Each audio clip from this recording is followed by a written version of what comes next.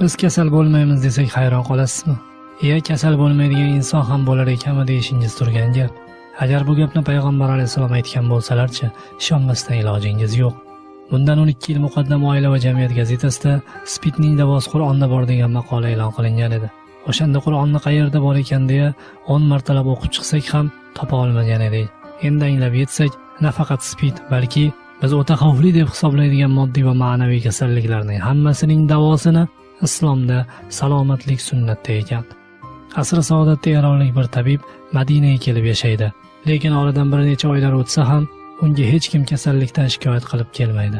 Vaholanki Madinada undan boshqa tabib yo'q edi. Bir kuni Rasulullohning oldilariga kelib bu holni arz etganlarida payg'ambar alayhisalom unga men va sahobalarim kasal bo'lmaymiz, yurtingga ketishing mumkin dedilar. Tabib kasal bo'lmaslikning sababini so'raganlarida sababini islomdan qidir deydilar. O'shanda payg'ambar alayhisalomning 33 ming sahobalari bor edi. Sahobalar nega kasal bo'lishmaydi? Avvalo kasallikka kiyimga tekkan dog'dek qarashgan, undan qo'rqishmagan. Tabobatda ma'lumki viruslar tirik jonzot, inson qo'rqqani sayin u o'sib kuchaya boshlaydi. Dorishunoslik sohasi mutaxassislarining e'tirofiga ko'ra, farmatsevtik sanoatning strategiyasi samarali bo'lib, yangi kasalliklarni ishlab chiqish usullari oldindan rejalashtiriladi. Ishlab chiqilgan kasalliklar haqida Ray Monahanning kasallikka olib keluvchi xavf dorilar nomli kitobida batafsil yoritilgan. Xullas, kasalliklar ham tujjorlikning bir tuzog'i. Buni 2500 yil avval sezgan Gippokrat janoblari esa bemor uchun dori qancha oz bo'lsa shuncha yaxshi degan edilar. Biz ham kasal bo'lamiz, ammo uzog'i bilan 3 kun yo 1 kundayoq tuzalamiz. Menga bir inson hikoya qilib bergan edi. Bir kuni 7 yoshli o'g'lim qon siyayotganini aytib qoldi. Tonggacha bir idishga peshobini yig'dim, tahlil qildirish maqsadida. Meditsina mizojini tan olmaydi. Men esa uning mizojini tekshirib chiqdim va payg'ambar tabobati nomli kitobni titkilashga tushdim. Avval qora sedanadan tayyorlangan dori, so'ng zamzam ichirdim. Tonggacha duolarni o'qidim. Ertalab peshobni tahlilga olib chiqdik, lekin hech qanaqa kasallik chiqmadi. Doktor hayron, qon aralash peshobni ko'ryapman, lekin bola mutlaqo soppa-sog' derdi. Meditsina vaqtinchalik tadbir degan edi, Wire Mitchell. Yana bir g'arblik alloma esa har bir kasallik zamirida uning sababi bor. Uni hech qanday dori bartaraf eta olmaydi deydi. Bolalarim biror bir kasallikdan shikoyat qilib qolsa, birinchi bo'lib qaysi sunnat amalni tark etganligini surishtirib bilaman. Albatta sunnatlarga amal etilmagan joyda kasalliklar kelib chiqaveradi. Bu chundan ham hech bir dori bilan bartaraf etilmaydigan sabab. Keyin ularni sunnatlarni bilmay tark etgani uchun tavba qilishga va Robbimizdan bizlarni xulqi Qur'on, xulqi sunnat inson bo'lishligimizni so'rab duo qilishlikka buyuraman. Rivoyat qilishlaricha, aziz avliyolardan biri shogirdlar bilan taom pishirib yeyishadi va hammasining qorni og'rib qoladi. Shunda valining biz nega og'rib qoldik degan savoliga ovqatimiz yaxshi pishmagan edi deya javob berishadi shogirdlar. Ustoz esa buning sababi shuki, biz sunnatga muvofiq taom tayyorlamagan edik. Shuning uchun kasal bo'ldik deydilar. G'aflat bilan pishirilgan taom g'aflat va bemorlikni, zikr bilan tayyorlangan esa salomatlik va hushyorlikni boshlab keladi. Hadislarda juma kuni tirnoq olgan kishi 70 xil darddan forig' bo'lishi aytilgan. Biz esa tirnoqlarimizni kemozarga o'stirib yuramiz. Teri tanosil kasalliklari mutaxassislariga ko'ra, zamburug' kasalligi aynan tirnoq o'stiruvchilarda ko'proq uchraydi. Yana ular ekzema, polimer kasalliklariga chalinmoqdalar. Nega ular kasal? Chunki tirnoq o'stirish sunnatga xilof. Payg'ambar alayhisalom muzdek va qaynoq ichishdan qaytarganlar. Biz esa muzdek va qaynoq ichamiz. Shundan keyin kim kasal bo'lsin? O'z zot nimadan qaytargan bo'lsa qaytib, nimaga buyurgan bo'lsa amal qilsak kasal bo'lmaymiz.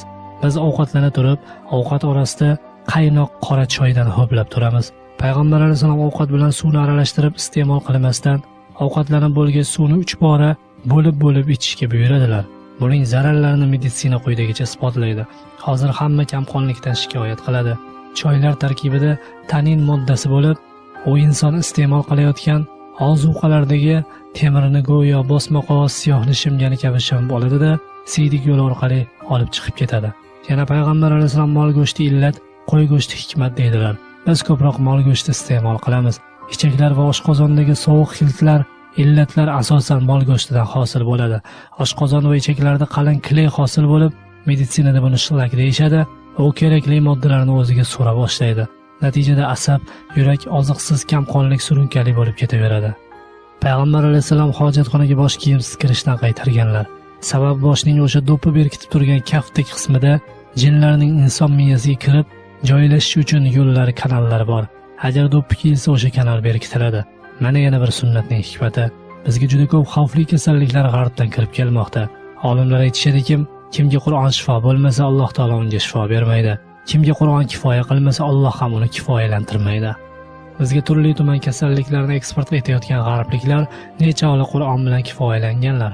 Banda Qur'on bilan yaxshilab davolansa tezda tuzaladi, uning ajoyib ta'sirini ko'radi. Men juda og'ir kasallarni bir kun yo 2 kunda tuzalganlarga guvoh bo'ldim. Alloh taolo kasallikni tushirishdan avval uning atrofiga 10 ta shifoni tushiradi. Tanlash imkoniyatining kengligiga qarang-a, undan 9 tasi halol va bittasi harom bo'lib, juda ko'pchilik haromni tanlaydi. Har bir insonda biologik quvvat qobig'i, aura mavjud. Agar siz har kun tongda, tunda payg'ambar alayhisalom o'qigan duolarni o'qib, maxluqotlarning yomonligidan panoh so'rasangiz, shunchalik mustahkam qo'rg'onga kirasizki, ko'rinmas maxluqotlarning zararlari sizga ta'sir etmaydi. Agar bu sunnatni tark etsangiz, jinlar hujumi yomg'iri ostida qoldim deyavering. Hech bir apparat tanangizdagi jinni ko'rsatib bera olmaydi. Keyin siz shifo izlab folbin va azayimxonga yugurasiz. Bu esa o'sha bitta haromdan bo'lgan shifodir. Birgina misvok ishlatishning o'zida 24 ta salomatlik uchun foyda bor. Aytingchi, yana qaysi bir dorining shuncha qirrasi bo'ladi? Payg'ambar alayhisalom: "Ey Ali, misvok ishlat, zero misvok ishlatishda dining va dunyoing uchun 24 ta foyda bordir" dedilar. Juma kuni g'usl qilishlik sunnat. Pragmatik g'arbliklar buni ham tekshirib ko'rishdi. Tekshiruv natijalaridan shu narsa ma'lum bo'ldiki, inson tanasidagi hamma zararli mikroblar faqat juma kunigina terining ustki qismiga yig'ilar ekan. O'sha kuni g'usl qilishlik bilan siz ularning baridan forig'siz. Men son sanoqsiz ularning orasida ko'pchiligi saraton va bepushtlik kasallarini qora sedana kukuni va asaldan shifo topganiga guvoh bo'lganman. Qora sedanani ezib kukun qilar ekanman, tinimsiz zikr va duoda bo'lardim.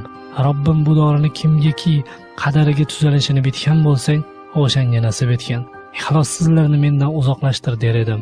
U hech bir sa'iy harakatni zoyi qilmadi deb hikoyasini tugatadi bizga tanish birodarimiz. Payg'ambar alayhisalom qora sedana o'limdan boshqa barcha dardga davodir deydilar. Buni Ibn Shahab radhiyallohu anhu quyidagicha sharhlaydilar. Hadisdagi har bir dardga davodir iborasi Alloh taoloning ushbu u Parvardigorning amri bilan barcha narsani vayron qilur degan oyatiga muvofiqdir. Ahqof surasi 25-oyat. Aslida bu oyat Ot qavmiga tushgan balo to'g'risida, ammo qora sedananing kuchi inson tanasidagi illatlarni vayron qilib surib chiquvchi kuchga ega ekanligini e'tirof etganlar. Go'yo balo Ot qavmini surib vayron qilgani kabi. Birgina asalning shifo baxshligi to'g'risida Alloh taolo payg'ambar alayhisalom bilan birgalikda 70 ta payg'ambarga xabar tushirdi. Agar asal inson salomatligi uchun shunchalik foydali va shifoli bo'lmasa edi, Alloh 70 ta payg'ambarni ogohlantirarmidi? Qora sedana yog'i bakteriyalarga qarshi muhim ashyo bo'lib, ampitsilin, tetratsiklin, entamitsin, nalidix kislota hammasining kuchi bitta qora donda mavjud. Nega payg'ambar alayhisalom roza tutinglar, sog'ayasizlar deb marhamat etadilar? Chunki odatda ovqatni hazm qilishga sarflanadigan hayotiy quvvat jarohatlangan joyga to'planadi va keraksiz narsalarni chiqarib tashlash va tozalashga yo'naltiradi. Og'ir ovqatni hazm qilish uchun ko'p energiya sarflash lozim. Asab energiyasi arzimas narsalarga sarf bo'lib, miyaning haqqiga xiyonat bo'ladi. Buning natijasida odamlar fikrsiz bo'lib qolishadi. Xulosa shuki, Madinada ishsiz qolgan eronlik tabib islom dini sizlarni kasallikdan himoya qilayotgan ekan. Bu dinni bilmagan yurtdoshlarimning nega ko'p kasal bo'lishlarini endi tushundim deb yurtiga qaytib ketgan ekan.